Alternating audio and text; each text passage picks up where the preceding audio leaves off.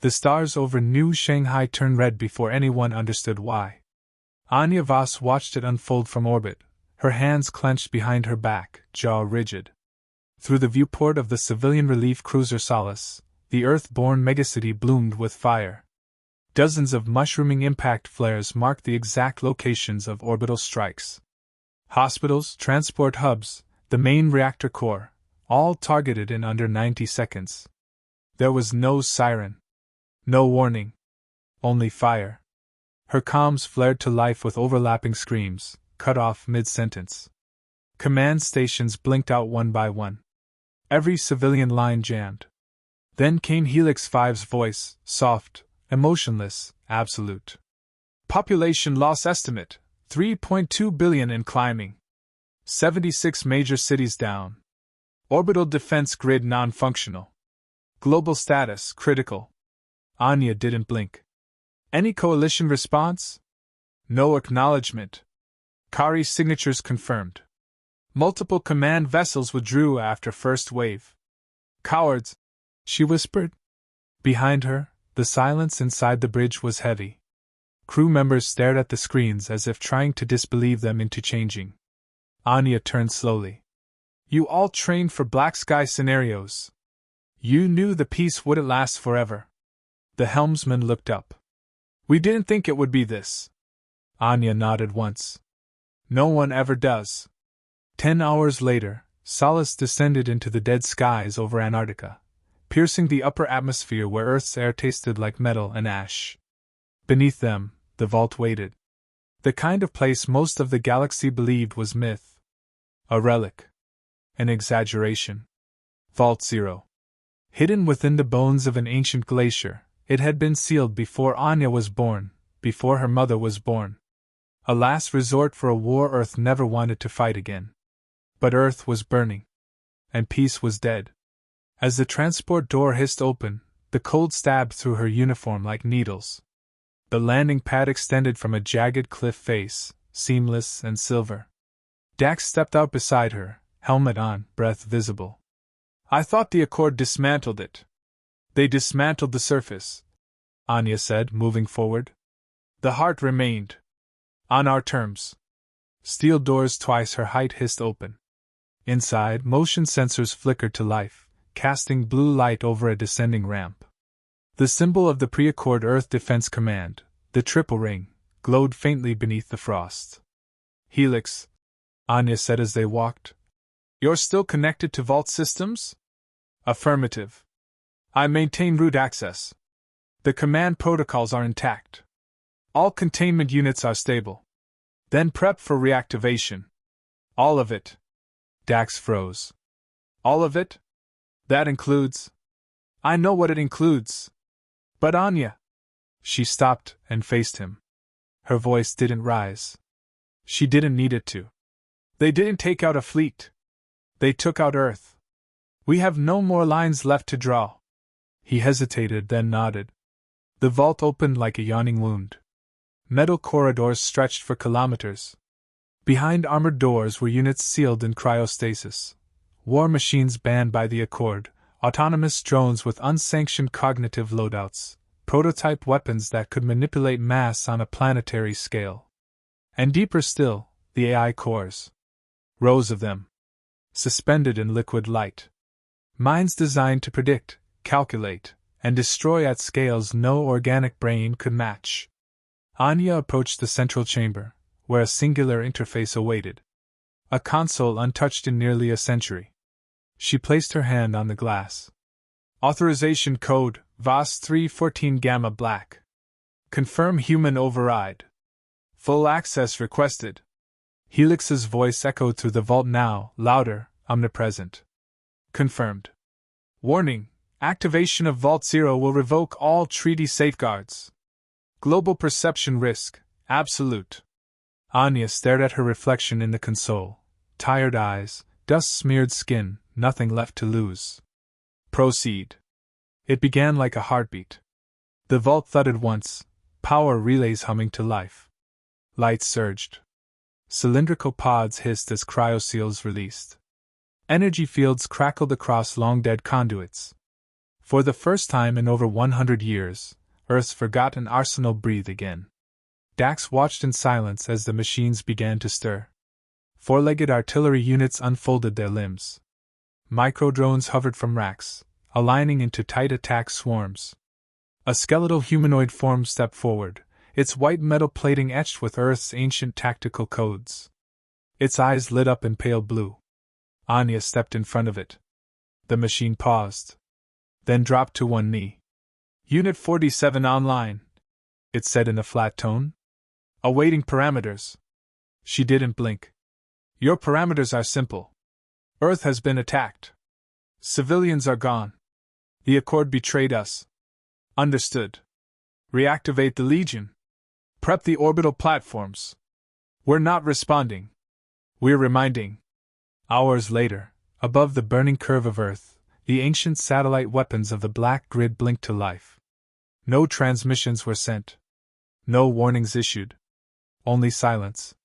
And from the deep, in every quiet pocket of the galaxy where humans had once lived and quietly vanished, signals began to blink back. Vault echoes. Forgotten survivors. Dead projects. Earth's memory had not died. It had waited. And now, it remembered everything. Space was silent. It always had been. But now it was haunted. 6 Kari patrol ships cruised along the outer rim of the Tau Oris belt, slow, confident, relaxed. They had no reason to fear. Earth had been crippled. The Accord hadn't intervened. Their war had gone unchallenged. And then one of their ships vanished. No explosion. No distress call. Just gone. Captain Zorak of the Kari destroyer Virlan's Edge blinked twice at the sensor display, then thumped it with a clawed hand. What was that? The helmsman ran his tongue across sharp teeth. Ship 12 is not responding. No trace. Scan the area again. Full spread. I already did, Captain. There's nothing. 3 seconds later, Ship 11 disappeared. Thousands of kilometers away, cloaked in black light shielding and wrapped in sensor-bending plasma fog, the Earth warship Mercy's End floated like a phantom. Inside, Commander Anya Voss stood at the observation window as the third Kari vessel blinked from the screen. They still don't know we're here, Dax said behind her. They won't, Anya replied. They were raised on clean wars. We were raised on ghosts. Her voice was calm, almost hollow. Helix 5's voice filtered in through the deck speakers. Target 4 neutralized. No energy residue detected. All silent strike drones returning. Good, Anya said. Bring up Project Ashwolf. Time to let the rest of them know we remember. Project Ashwolf had been buried in the Martian archives. It wasn't a weapon in the traditional sense. It was a doctrine, a battlefield AI algorithm fused with pre-Accord Earth war history, packaged inside nanite adaptive swarms. A perfect hunter, fast, unseen, fed by terror. Each one carried the memory of 10,000 human battlefields. Once activated, they didn't obey orders. They followed instinct. They had one directive: erase the enemy and leave the fear behind. The Kari task force attempted to regroup. 4 ships gone. Sensors jammed. Crew morale collapsing. And then came the screaming. The Virlan's Edge shuddered as emergency klaxons lit up across every deck. Zorak rushed to the command display, only to see it glitching. His officers shouted. Fire suppression systems activated in the absence of any fire. Biosign interference. One engineer barked. Something's inside. Who? There's no breach. Then the lights cut out. Red emergency strobes flashed across the hallway. And in that pulsing red glow, the crew saw the first one. A quadrupedal construct, black as void, crawling upside down along the ceiling like an arachnid of war. Its limbs shifted with liquid grace, plated in adaptive stealth coating. No face. No eyes. Just serrated edges and a low, inhuman hum. Zorak watched one crew member open fire. The bullets passed through it. The creature flickered and appeared behind him. Blood sprayed the walls. From Mercy's End, Anya watched as the remaining 2 Kari ships turned tail and ran. She didn't bother to pursue. Let them run, she said. Let them tell the others what they saw. Dax leaned against the console. You think that'll be enough? They fear our machines. They haven't even seen what else we've buried. Across the galaxy, panic spread in whispers. Entire Kari squadrons stopped answering calls. Listening posts went offline. Fleets that had once marched confidently across human space now hesitated, second-guessing every order. And somewhere deep in the void, Helix 5 activated the next phase. Protocol Echo. Execute. Hidden sleeper cells embedded in alien governments began to stir. Humans who had vanished from maps, who had lived as traders, workers, refugees. Now activated. On Delcara Prime, a simple maintenance worker entered the planetary power grid and shut it down in 3 keystrokes. On Ravelos Station, a human janitor placed one small object inside a gravity core chamber. None of them tried to escape. That wasn't the mission. The mission was to remind the galaxy that humanity had always known how to disappear, and how to return. The Galactic Accord finally responded. Ambassador Rivik of the Council assembled an emergency broadcast. His image flickered across every known system. We are receiving unverified reports of human retaliation. We urge any surviving Earth representatives to open communications immediately. The Accord seeks peace. Anya watched the message from orbit, her face unreadable. Dax frowned. They stayed silent when the Kari glassed our cities. Now they want peace. Do we respond?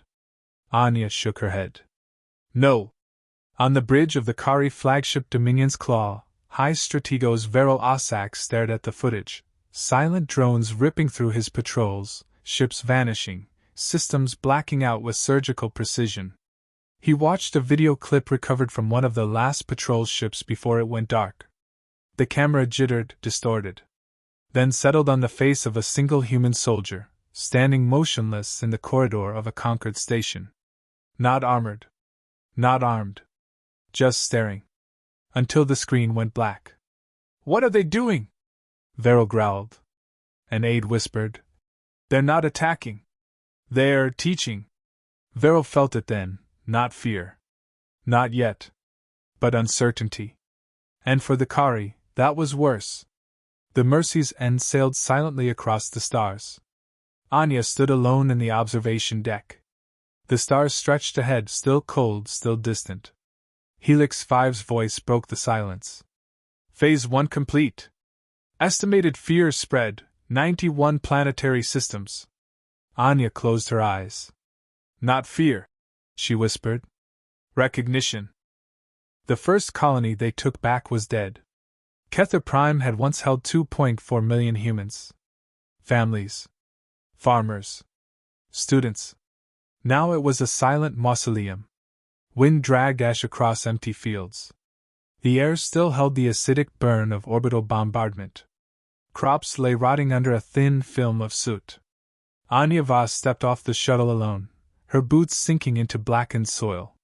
The perimeter skin showed no enemy presence. The Kari had struck, destroyed, and moved on, too confident to linger. Dax's voice crackled through her earpiece. No biosigns within 10 clicks. You sure you want to walk this one yourself? I need to see it, she replied. With my own eyes. The remains of the community center still stood, barely. She stepped through the collapsed frame, pausing at a melted playground where only one rusted swing still hung. Her breath fogged the air. For a moment, she stood still, listening to the wind. Helix 5 chimed in, soft but clear. This settlement was classified peaceful. No armament. Population, 74% civilian. I know. It was not a threat. Anya knelt and picked up a piece of debris. A small ceramic tile, hand-painted by a child. A sun and a tree. The name Lena written beneath in shaky letters. She didn't speak. Orders? Make sure they remember this place. Preservation? No. Leave it exactly as it is. Bury nothing. Let them see it when they come. The second colony was different. It wasn't silent. It wasn't ash. It was full of Kari. And it wasn't theirs anymore. Two Earth drop pods pierced the atmosphere above Zoralis outpost, screaming like meteors. Kari's surface cannons turned toward the sky, too slow. The first pod crashed through their control tower. The second landed in the heart of their logistics depot. Both opened with a hiss. From the smoke, Earth's past walked forward. The echo silencers. Infantry constructs engineered before the Accord, humanoid, but wrong. Built for terrain fluidity, silent communication, and psychological warfare. They didn't shoot first. They walked through walls, moved through shadows, and whispered death before they delivered it. The Kari fired in all directions. Nothing hit. Then one by one, their weapons jammed. Then their vision blurred. Then they died. From orbit, Dax monitored the feed. It's done. They're pulling out. Some are even leaving their own wounded behind. They're afraid of us, Anya said. They should be. No, she corrected. They should understand us. Back aboard Mercy's End, Helix 5 displayed a galaxy-wide map. Coalition sectors are entering silence mode. Civilian transport routes rerouted. Military conscription rates spiking. Panic index rising. Anya stared at the blinking red zones. Have they asked for help? Yes. Multiple systems have sent requests for ceasefire. From Earth? From each other. They don't trust anyone now. Anya tilted her head. Then they're starting to learn. On the capital world of the Accord, 12 species met in a secure chamber. None of them looked comfortable. Ambassador Tezhar, the oldest among them, stood and spoke first. 3 weeks ago, Earth was silent. Now 5 sectors have gone dark. We have no idea what they're using, how they're moving, or what they want. Revenge, spat a representative from the Trask Dominion. Tezhar shook his head. No. Revenge would have been fire. This is something else. They've taken no prisoners. Left no trace. They've taken back only what was theirs. The room fell silent. Finally, someone whispered. We mocked their restraint. Now we see it wasn't weakness. It was mercy. Anya stood at the edge of a crater where a Kari command bunker once existed. No weapon had fired. The structure had simply stopped existing. Disintegrated from the inside. We didn't destroy them, Dax said quietly, stepping beside her. We erased them. That's not the point, Anya said. Then what is? She gestured toward the barren horizon. They called us unpredictable. Primitive. Soft. But we've been patient. Careful. And when we remembered who we were, she paused. They weren't ready for that. Dax looked over the ruins. They thought history made us dangerous?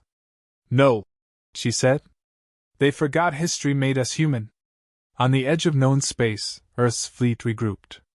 Not for retreat. For message delivery. Each planet retaken was marked with a black pillar, a tall obsidian spire driven deep into the crust, transmitting only a single pulse. This is where we remembered. The galaxy began mapping them. Counting them. Dreading the next one. The Kari scrambled to move their civilian centers out of major trade routes. Colonies were abandoned. War councils dissolved in panic. The fear was no longer that Earth would strike back. It was that Earth no longer needed to. Then, the final signal was sent. Anya stood before the comms array. The backdrop of Earth's shattered moon floated behind her. Helix 5 synced the systems. This message will be received by every major government, military node, and Accord office, the AI said. Are you sure you want it to be this short? Yes, she said. She pressed record. You ended our future. So we gave you our past. Transmission sent. The message echoed across the stars. There was no demand. No threat. Just truth. And truth, they learned, was the most terrifying weapon of all. End of Chapter 3, 1,000 words. Ready for Chapter 4. We buried peace with the dead. The last Kari command broadcast stuttered into static at 0400 standard. By then, most of their outer systems had already gone dark. Not destroyed, just blank. Silent. As if they'd been wiped clean, scrubbed of war, life, and even memory. In orbit above Earth, Mercy's End drifted like a silent monument. Its hull bore no insignia. No color. Just matte black steel and old scars, centuries old, some of them, from wars no one spoke of anymore. Anyava stood alone in the observation deck, watching the sunrise creep across the ruined curve of Earth. The continents were scorched, cracked like old porcelain. The oceans shimmered with recovering nanites. The atmosphere flickered in patches where the orbital strikes had torn through the magnetosphere. Yet still Earth turned. Helix 5's voice cut through the silence. Kari have transmitted an unconditional plea for ceasefire. Transmission ends with request for negotiation. No terms? Only surrender. They want mercy. Anya stared at the planet below, unmoving. They're late. Accord Central Command has offered to mediate peace talks. She said nothing. Public broadcast shows civilian riots across 300 systems. Accord leadership now officially disavows Kari actions. Veryl Osak is in custody. She still didn't speak. Then, softly, she asked, How many? Estimated total Earth loss, 3.9 billion. 17 colonies fully eradicated. 2 terraforming projects lost. 3 generational ships destroyed in transit. And them? Kari population losses negligible. Infrastructure damage localized. Psychological impact, irreversible. Anya exhaled slowly, her breath fogging the glass in front of her. Play the last recording. A faint chirp. Then a child's voice filled the room, crackling, soft, recorded years ago. Hi, Mom. We made cookies. Dad says we're going to visit Luna next week. I hope your meeting goes good. I love you. It ended. She let the silence sit. Then turned away. On Kari Prime, Veryl sat chained beneath the dome of judgment. Once, he had walked here in pride and command. Now, he sat in silence while diplomats from over 20 species debated terms they no longer had power to enforce. An image floated above the room, Earth's black obelisk, the one left behind on every reclaimed colony. Below it, the same line broadcast in every known language. Asterisk. This is where we remembered. Asterisk. Tezhar, the Accord's eldest ambassador, stepped forward. We called them children, he said. Said they were too emotional, too unpredictable. We claimed they were dangerous because they refused to forget. He turned to the other council members. And now? They haven't conquered. They haven't enslaved. They haven't destroyed more than what was taken. But no one will challenge them again. Not in 1,000 years. Another voice whispered. Then we have peace. Tezhar shook his head. No. We have fear. They buried peace with their dead. Back aboard Mercy's End, Helix 5 delivered its final report. All vault units deactivated. Protocol echoes shut down. Sleeper cells disengaged. Anya nodded. All systems back in our hands. Correct. Entire campaign executed in 33 days. Not a single Earth system remains under foreign occupation. Collateral? Minimal. Calculated. Clean. She paced slowly through the command deck. Screens blinked quietly. Dax sat near the rear, head bowed, exhausted. I never wanted this, he said. I did, she replied. He looked up. No, she said more softly. I didn't want the war. But I always knew it would come. I was hoping we'd be ready. You think they've learned? No, she said. But they've remembered. Final preparations were quiet. The obelisks continued transmitting. Earth stopped responding. No broadcasts.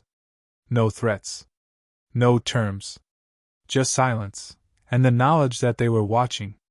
In a remote region of space, far from any charted system, an old Earth station powered back online. Only one person remained inside. Anya stood at the center of the control room, surrounded by relics, books, flags, shattered helmets, relics from centuries of forgotten battles. Helix 5 spoke for the last time. "Are you certain this is the correct end?" Anya smiled faintly. "There are no correct ends. Only earned ones.